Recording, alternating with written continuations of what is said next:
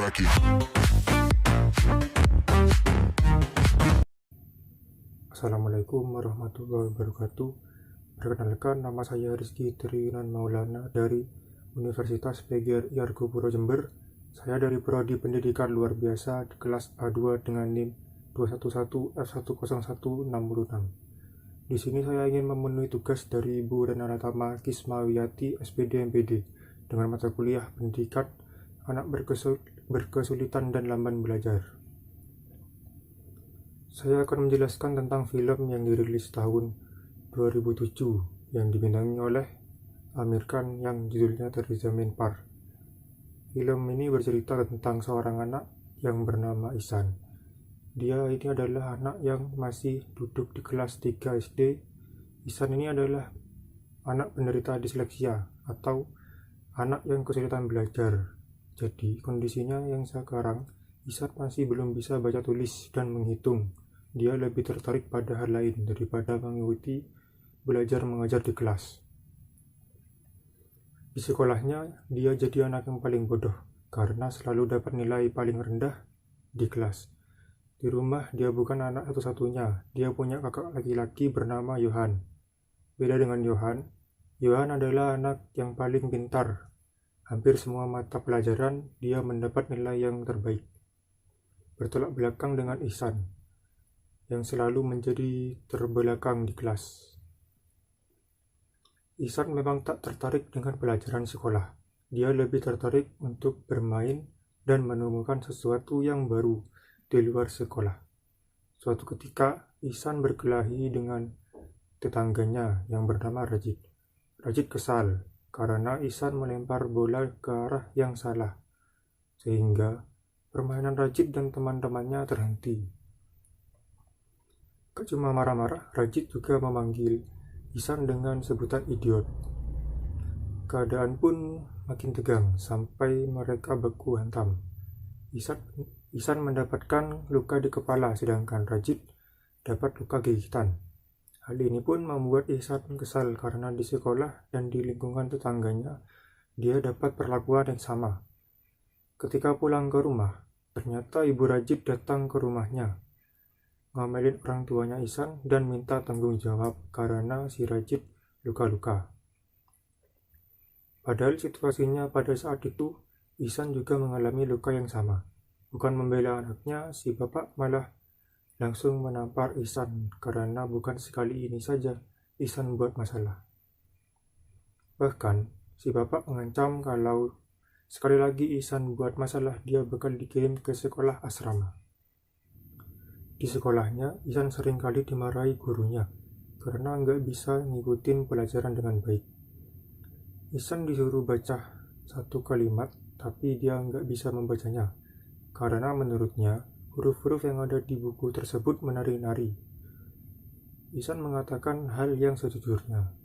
Memang seperti itulah yang dilihat oleh penderita disleksia.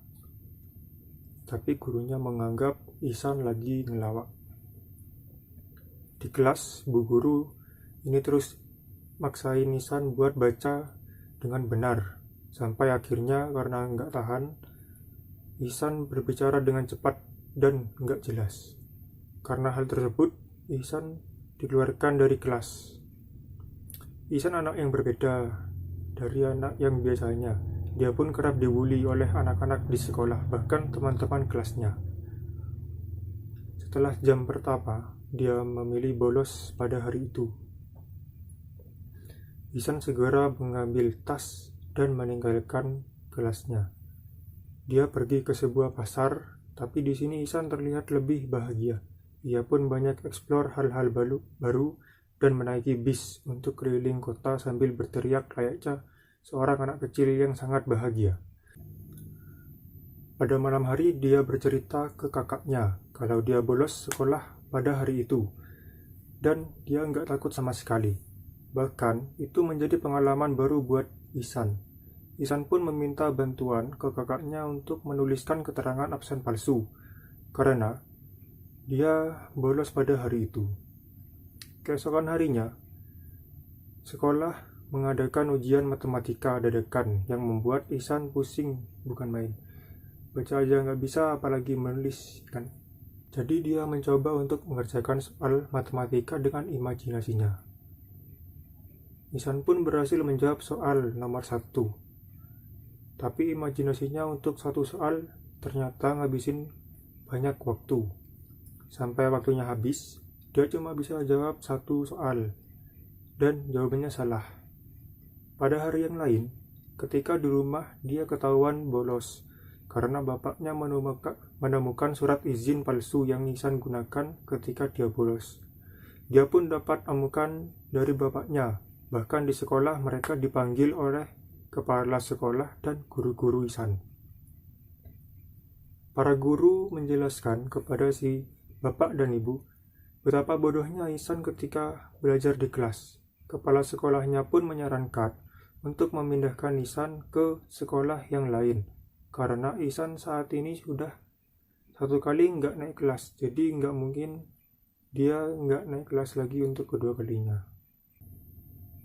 Akhirnya terpaksa si bapak berencana mindahin Ihsan ke sekolah asrama, walaupun Ihsan berusaha untuk menolak hal tersebut dan berjanji akan belajar lebih giat lagi. Tapi sia-sia saja karena dia tetap akan dipindahkan ke sana. Mereka sekeluarga pun mengantarkan Ihsan ke sekolah sekaligus tempat tinggal barunya. Dengan berat hati, si ibu melepas anak bungsunya untuk hidup sendiri di sekolah asrama. Ihsan memulai hidup barunya di sana karena belum bisa beradaptasi. Ihsan melamun dan menangis seakan gak percaya dia hidup jauh dari keluarganya. Apalagi dia menganggap bahwa nasib yang dialami saat ini adalah bentuk hukuman dari orang tuanya. Karena kenakalan yang dia buat di sekolah barunya itu, Ihsan tetap mendapatkan bulian. Dia masih aja dimarahin gurunya karena dia nggak bisa belajar seperti anak pada umumnya. Tidak ada yang paham dengan Ihsan yang menderita disleksia. Di asrama ini dia seperti terpenjara di dalam sebuah lingkungan yang tidak mendukung. Setiap hari, Ihsan hidup dengan bulian dan kemarahan. Apalagi keadaan udah berbeda dengan yang dulu. Saat ini kehadiran ibu dan kakak laki-lakinya yang biasa memberikan kasih sayang sudah tidak ada. Hal itu pun membuat Ihsan stres dan merasa tertekan. Kunjungan orang tua tiap hari Sabtu dan Minggu pun tidak mengobati Ihsan pada nasibnya yang kerap kali dipanggil bodoh dan idiot.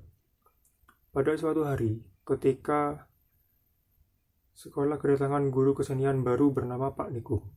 Kehadiran guru ini membawa rasa yang berbeda untuk sekolah. Metode mengajarnya sangat asik dan fun. Baru hari pertama sudah langsung dekat dengan murid barunya. Tapi tetap saja Ihsan belum melepas dari stres yang dialami selama tinggal di asrama. Sehingga waktu Ihsan lebih banyak diisi dengan merenung dan melamun. Ditambah lagi, ketika ibunya menelpon dan mengabari kalau mereka tidak bisa datang pada hari Sabtu karena menghadiri pertandingan final tenis yang kakaknya ikuti. Hal itu membuatnya sedih dan tidak ngomong satu kata pun. Pada suatu hari, Pak Nikum melihat Ihsan di depan kelas mengamati Ihsan yang selalu terlihat ketakutan dan tertekan. Pak Nikum menanyakan pada teman sebangku Ihsan, yaitu Rajan. Rajan pun bercerita kalau Ihsan adalah anak baru yang ingin pulang ke rumah. Dia juga menceritakan kepada Pak Nikum, Ihsan selalu dihukum karena tidak mengikuti pelajaran. Jadi, Pak Nikum berinisiatif mencari buku Ihsan dan akhirnya mengetahui bahwa Ihsan adalah anak yang memang punya kesulitan dalam belajar atau disleksia. Pak Nikum ini adalah guru yang memang memahami anak-anak karena dia juga mengajar di sekolah luar biasa, tempat anak-anak kurang beruntung di mana dia di sana terbiasa menghadirkan keceriaan untuk anak-anak. Dan untuk membantu Ihsan dalam keterpurukannya dan juga untuk lebih memahami Ihsan, Pak Nikum pergi ke rumah orang tua Ihsan dan bertanya semua hal tentang Ihsan. Dari sana si ibu menjelaskan kepada Pak Nikum bahwa Ihsan sangat mencintai dunia seni seperti melukis. Mengingat Ihsan selalu tertekan di sekolah, Pak Nikum pun menanyakan kepada orang tua Ihsan, kenapa Ihsan sampai dikirim ke sekolah asrama? Ayahnya hanya menyebutkan keluhan-keluhan yang dirasakan selama ini menghadapi Ihsan. Dia tidak tahan kalau Ihsan kalah, malas belajar, sering buat masalah, dan lain-lain. Pak Nikum mencoba memberikan penjelasan bahwa Ihsan mengalami disleksia. Pak Nikum juga memperlihatkan pola kesalahan yang sama yang dilakukan Ihsan ketika melalui sebuah kata atau kalimat. Pak Nikum menjelaskan bahwa Ihsan sebenarnya cuma butuh support dan waktu. Namun, Bapak Ihsan malah gak terima dan tetap menganggap Ihsan adalah anak yang malas untuk belajar dan membandingkan Ihsan dengan kakaknya yang selalu juara kelas. Padahal, Pak Nikum udah ngasih tahu kalau Ihsan lebih menonjol di bidang seni seperti melukis dan dia punya bakat yang luar biasa. Tapi si bapak menganggap dengan kemampuan melukisnya, Ihsan gak akan bisa bersaing di dunia luar. Mengirim Ihsan ke sekolah asrama adalah solusi terbaik karena gak ada alternatif lain.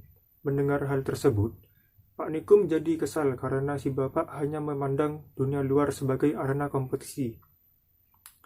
Ketika Pak Nikum pulang, si ibu pun menangis memikirkan kata-kata Pak Nikum, yang mungkin ada benarnya. Keesokan paginya ketika di sekolah, Pak Nikum menceritakan sebuah kisah tentang anak yang gak bisa baca, tulis, tentang anak yang melihat huruf dan angka menari-nari, seperti orang yang lagi berdisko. Bahkan ketika dia gak lulus, semua orang menertawakannya. Kemudian, suatu hari anak itu mengguncang dunia dengan teori yang diaplikasikan. Siapakah dia? Tanya Pak Nikum kepada anak-anak. Ihsan pun memasang wajah tegang, takut kalau guru ini akan mengejek kekurangannya, dan akhirnya menjadi bahan tertawaan teman-teman sekelasnya. Namun ketika Pak Nikum menunjukkan foto Albert Einstein, Ihsan pun kaget. Ternyata yang lagi Pak Nikum ceritain adalah orang-orang jenius. Selain Albert Einstein, Pak Nikum juga menceritakan tentang Leonardo da Vinci, seorang desainer dan seniman terkenal di dunia. Pak Nikum juga menceritakan orang populer lainnya seperti Pablo Picasso, Agatha Christie, Walt Disney, Thomas Alva Edison, yang semuanya punya persamaan, yaitu mengalami disleksia ketika masih kecil. Setelah kelas Pak Nikum selesai, Pak Nikum ngomong empat mata dengan Ihsan. Ternyata, ketika Pak Nikum masih kecil, dia mengalami disleksia yang sama seperti Ihsan. Pelajaran Pak Nikum hari ini membuat Ihsan kembali bergairah untuk menjalani hari-harinya di asrama. Hanya di pelajaran Pak Nikum, dia bisa mengekspresikan dirinya berkarya sesuai dengan pikirannya dan mendapatkan apresiasi. Pak Nikum pun sampai menemui kepala sekolah khusus untuk membicarakan tentang Ihsan. Kepala sekolah berkata bahwa banyak guru yang mengeluhkan tentang Ihsan dan sepertinya Ihsan lebih cocok di sekolah kan di tempat yang khusus seperti sekolah luar biasa. Tapi Pak Nikum langsung bilang kalau Ihsan adalah anak yang punya kecerdasan di atas rata-rata dan berhak untuk berada di sekolah yang normal. Anak-anak seperti Ihsan hanya butuh bimbingan dan perhatian lebih. Kepala sekolah pun berkata tidak mungkin para guru mau mengurus satu anak dari 40 anak dalam satu kelas. Pak Nikum pun berkata untuk pelajaran lain mungkin bisa diabaikan. Apapun hasilnya, karena setiap anak pasti akan punya bakat utama. Kemudian Pak Nikum menunjukkan lukisan yang dibuat oleh Ihsan dan mengusulkan kalau masalah tulis-menulis dan mengeja mungkin bisa menyusul. Sebagai solusi, Ihsan bisa dites secara lisan, karena secara lisan ataupun tertulis pengetahuan tetaplah pengetahuan. Dan Pak Nikum akan meluangkan waktunya untuk mengajari baca tulis Ihsan secara private. Kepala sekolah pun setuju untuk memberikan kesempatan ini. Ihsan pun akhirnya dapat guru yang cocok, yang mengerti cara mengajar anak disleksia seperti dirinya. Ihsan pun mendapatkan metode pengajaran yang berbeda. Dia pun bersemangat dalam belajar. Karena bukan kemarahan yang dia dapatkan, tetapi keramahan Pak Nikum yang membuat tentunya dalam mengajar ketertinggalan. Berkat Pak Nikum, kemampuan baca tulisnya pun meningkat dari waktu ke waktu. Suatu hari ketika lagi mengajar, Pak Nikum kedatangan bapaknya Ihsan yang kebetulan lewat karena ada bisnis. Maksud si bapak menemuin Pak Nikum hanya ingin bilang kalau dia dan istrinya udah baca semua artikel tentang disleksia di internet. Hal itu cuma mau nunjukin kepada Pak Nikum kalau mereka perhatian sama Ihsan. Ternyata si bapak nggak menangkap maksud dari Pak Nikum. Waktu nyeramain dia di rumahnya, Pak Nikum langsung ngasih balasan telak bahwa kalau mau ngasih anak perhatian, nggak cukup dengan cara seperti itu. Anak seperti Ihsan juga butuh support. Anak kayak Ihsan butuh figur, orang tua yang selalu bilang sayang kepada anaknya, apapun yang terjadi. Anak seperti Ihsan butuh figur, seorang ayah yang siap melindungi kalau terjadi apa-apa dengan dia. Si bapak pun langsung sadar bahwa selama ini dia tidak pernah memberikan kasih sayang kepada Ihsan selain kemarahan atau pukulan jika Ihsan nakal.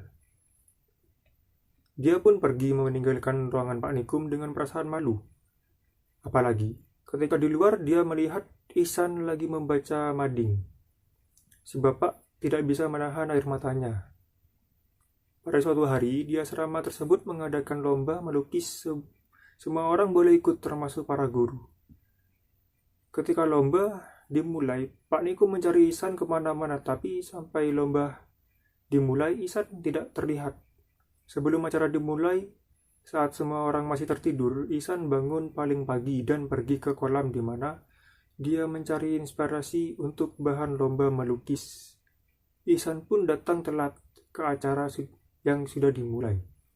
Ihsan memproyeksikan pemandangan yang dia lihat menjadi sebuah lukisan yang luar biasa mengagumkan banyak orang.